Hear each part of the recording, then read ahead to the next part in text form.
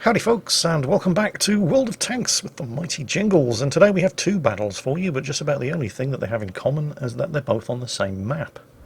This is Abbey. It's one of the original maps that shipped with World of Tanks, but it's seen substantial changes over the years. But regardless of how many tweaks, changes and additions are made to the game itself, there's one thing that is always going to remain the same, and that's the players. Can you say the players are one thing? What's the collective noun for a bunch of World of Tanks players anyway? You've got a flock of seagulls, you've got a murder of crows, you've got a herd of cattle. What is the collective noun for a bunch of World of Tanks players? Is it a forum shitpost of World of Tanks players? I don't know. Let's see your suggestions. Anyway, Fred Smith here in the German RU-251 didn't send this battle in because of anything in particular that he did. No, it was more about the enemy team. And I choose my words very carefully here when I say the enemy team, because all too often it's very easy when one team gets steamrolled by the other, it's very easy to say that team sucked. And yes, maybe that is the case, but it could just be that your team was very good. In fact, it's extremely probable that what we mostly see is a combination of those two factors, but on this occasion it's definitely all about the enemy team. I mean, when the first thing that gets spotted and killed is enemy artillery, you know you're dealing with something pretty special. But Jingles, they wouldn't have spotted the enemy artillery if the artillery hadn't been shit and Fred's team hadn't been good. Well, yeah, you make an excellent point, but it's not just that this enemy team is incredibly shit. I mean, they are. But just being bad is nothing especially, well, special in World of Tanks. Oh look, the enemy team just killed a tank. Don't worry, you won't be seeing that happen very often, not in this battle. But even then, that's not really the point. Like I said, you know, bad teams are bad, and good teams are good. But this enemy team isn't just bad. This enemy team is actively self-destructive. They could find a way to lose a match, even if all of Fred's team were as AFK as that FE 4005 and M60 sitting just outside the cap circle. And this isn't a simple case of two players who've just failed to connect to the battle. No, they've both loaded into the game, but presumably they're running XVM. XVM has told them that they only have a 40% chance of winning, so they've decided to make that a 100% chance of losing. Or perhaps I'm being too harsh and the Jehovah's Witnesses have both called at exactly the same time. It's possible, I suppose. Extremely unlikely. But it's possible. Well, I still think you're being a bit harsh here, Jingles, and hey, you know, maybe you're right. 2 AFKs is unusual, but it's not exactly the stuff of legends, is it? It wouldn't be the first time this sort of thing has happened. No, you're right, I'll give you that much. However, this, in combination with everything else that is about to happen, is pretty remarkable. So Fred has just overseen the destruction of the shit barn and the M60, and things are starting to get a little bit uncomfortable over here, so he ducks into cover. And in the 3 or 4 seconds that it takes him to get into cover behind this rock, half of the enemy team fall over and die. Enemy artillery, the one that we saw scuttling over to the road to the east, manages to get one brief kill back on the E75, and that is the last friendly tank that's going to die in this battle. And then the mass suicides begin, starting with a T49, appropriately enough called I Couldn't Care Any Less. His example is picked up on by the T10. The suicides pause briefly as the friendly Centurion Action 10 finishes off the enemy standard B, and then one of the 2 enemy M53s do what artillery do best, although he's probably a bit pissed off and hipsterish about it. After all, artillery were killing themselves at the end of battles long before it was cool. The enemy Conqueror, bless him, is at least trying to fight, but he's getting swarmed from both directions, and Fred has a far juicier victim in mind. It's just a question of whether or not Fred can kill the scumbag before the scumbag does what scumbags do. Although in this battle, what scumbags and half of the mediums and heavies on the team are also doing. And the answer to that one is, of course, no. And that just leaves a Jagdpanzer E100. Nope, he's suicided as well. The match is done in less than 5 minutes. There were only 2 casualties on Fred's team. and almost half of the enemy team were either quite literally no use whatsoever to the team alive, or fired one shot, realised they weren't going to win, spat their pacifiers out, stomped their feet, threw a tantrum, and dived headfirst into the nearest body of open water. Shall we try that again, except this time without all of the fucking crybabies? Yeah, let's do that. Still on Abbey, this is Tank Bane in the Lowe, the German Tier 8 premium heavy tank. It's an oldie, and it's still a bit of a goldie. I mean, nobody's ever going to accuse the Lowe of being a great tank, but it's alright. It's certainly better than it used to be. This was my first Tier 8 tank, by the way.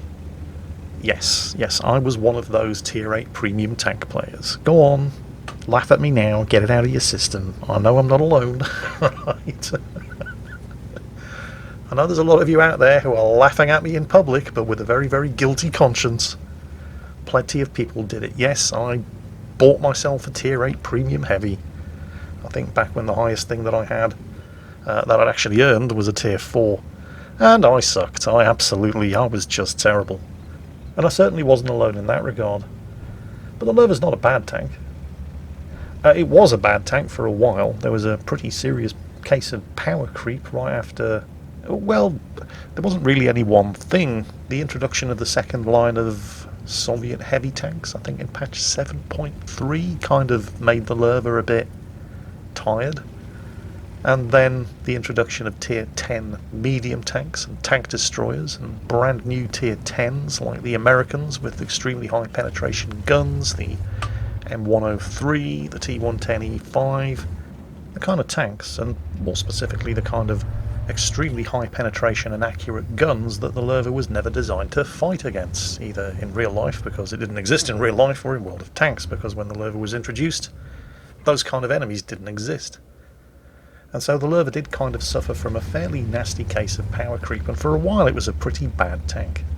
And that was a bit of a problem for wargaming. The sound of jangling coins in their pockets was distinctly absent as far as the Lowe was concerned. It was, and still is, at the moment I think tied with the T-44-100, the most expensive premium tank in World of Tanks. And it simply wouldn't do for the most expensive tank in the game to have a bad reputation. Nobody would buy it. Also, it was a very popular tank, and for good reason, because once upon a time it had been pretty good. So, a small but fairly comprehensive package of buffs, none of which were by themselves in any way, shape or form overpowered, but one in particular, the introduction of some slightly more beefy side armour, really changed the way this tank played, because buffing the side armour up to 100mm of thickness, in combination with the already fantastically strong turret front, made this tank an absolute legend at sidescraping. None of this was of any help to me whatsoever, of course, because as we've already established, when I was playing my Lowe, I was a complete and utter noob, and I didn't know whether sidescraping climbed in the trees, swam in the ocean, or arrived in a taxi. It was just a word. Tank Bane here, on the other hand, I think it's fairly safe to assume that this is not his first Lowe rodeo. He's definitely done this before. Now, for those of you who don't play World of Tanks, and have no idea what we're going on about when we talk about sidescraping, so let's have a quick lesson. You see the captured King Tiger up there, hiding behind that rock? You see what he's trying to do? He's reversing out, angled. And what that does is it hides the front of his hull, which isn't that well armoured, and he's only really presenting his very well-angled side armour and the front of his turret. And what he's hoping is that anybody looking at him from that position is going to say, well, I'm never going to get through the front of a turret of a heavy tank, so they take a shot into the side armour, which the penetration indicator, when you aim at it, will turn green, indicating that you can penetrate that thickness of armour. But the penetration indicator doesn't take into account the angle, and that armour is angled so steeply that it's an automatic ricochet for anything that hits it from this point of view. That captured King Tiger's cunning plan, however, has just one minor flaw. His turret front is utter garbage. And Tank Bane is capable of penetrating it. This is why King Tigers are shit at sidescraping. But the Lowe, as Tank Bane is now demonstrating, is extremely good at it. And it's good at it for two reasons. Actually, this is also an extremely good position in which to side scrape, because he's actually on lower ground than the tanks that he's shooting at. I mean, normally you wouldn't pull back this far if you were side scraping around a rock, because you'd be exposing your lower glacis. That's kind of the whole point of side scraping. You keep the vulnerable lower glacis tucked in behind the rock, and then you reverse out at an angle. But because the lower glacis is below line of sight for those enemy tanks, it doesn't matter, he can actually pull out. And he exposed just a little bit too much side armour there, I think. Because don't forget, the angle changes relative to the opponent. The angle is very, very steep, and it's an auto bounce towards the front of the tank, but if there's another tank slightly off to the side, the rear of the tank may actually become penetratable, if that's even a word. And the captured King Tiger was able to get a shot in. But he's learned his lesson, he's no longer pulling back quite as far, and he's not given as flat an angle as he was earlier. And of all the shots that have been fired at him, only one has actually penetrated.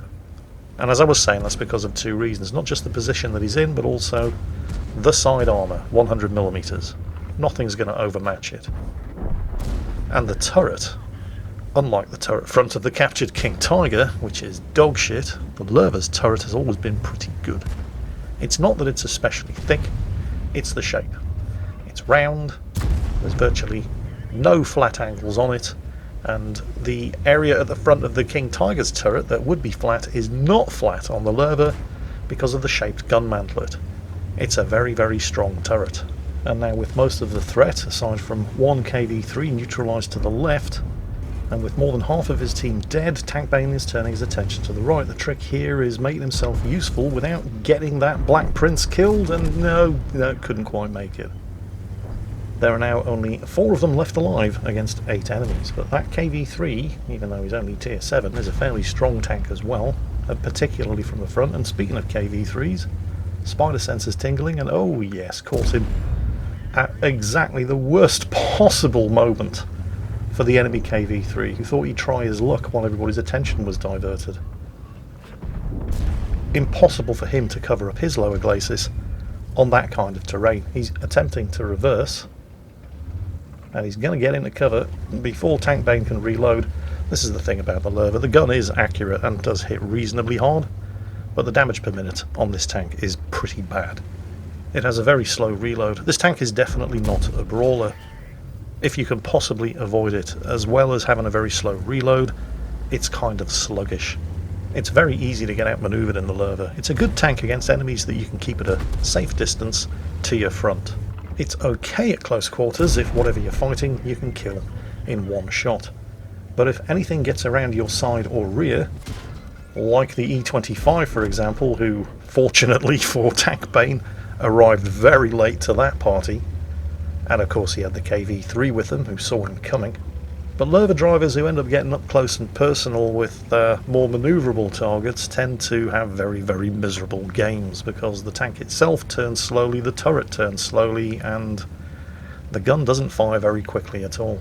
And unfortunately speed is going to be quite important here, because they are actually being capped, and he's going to have to cross that stretch of mostly open ground in order to do anything about it.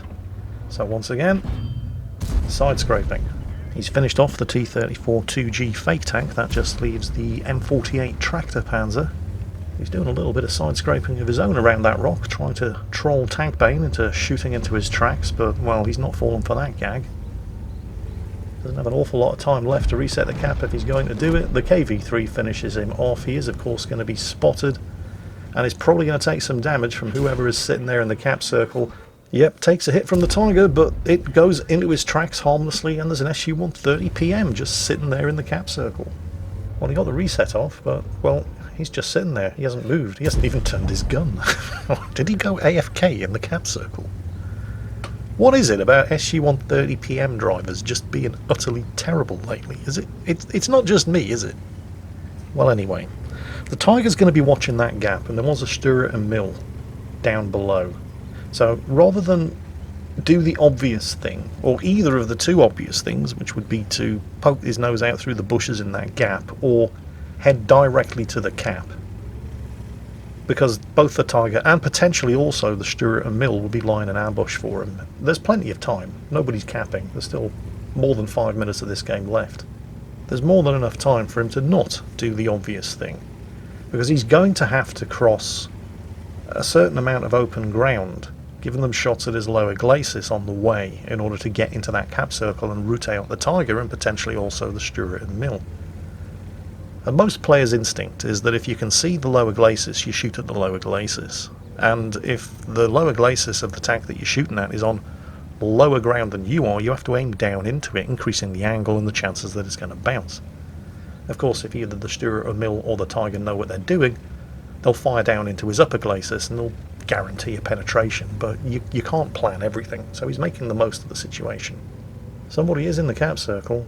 Oh, there's the Stuart Mill. Okay, he's going to take a hit here. But this is one of the rare situations where you're glad that the Stuart Mill has the 128mm gun and not the 105mm gun, because while the Lowe's gun does reload slowly, it reloads faster than the Stuart Mill's 128mm gun. Equally luckily, the Tiger was too busy trying to stay hidden in the cap circle and waiting for the KV3 and Tank Bane to come to him instead of helping out the Stuart Mill. And naturally he's shooting at the KV3 first, because the KV3 is potentially a one-shot kill if he can penetrate his armour. Tank Bane's got the high explosive loaded to guarantee the reset, but honestly he could have just loaded armour piercing. The Tiger is given way too much angle on the side armour. He's managed to kill the KV3, but he's more concerned with trying to get into cover than trying to not die. And unfortunately, you can't do both. So that was a pretty good result for Tank Bane and the Lowe, getting himself Ace Tanker, Defender, Steel Wall, High Caliber and Top Gun with over 4,000 damage done. Shout out, of course, to an invaluable teammate in the KV3. Without that KV3, he would almost certainly have lost this match, so credit where credit's due. Also, commiserations to the enemy Tiger, who was having a great game when he wasn't top tier, with 5 kills to his name. I like the Lowe, you know. To me, this is what a premium tank should be. Not the kind of tank that you can stick any donkey into and they're going to do well. Yes, Defender, I'm looking at you. The Lowe is only as good as the person playing it. And luckily for everybody involved, unless you were on the enemy team, of course, today that person was Tank Bane. I hope you all enjoyed today's video, and as always, take care, and I'll catch you next time.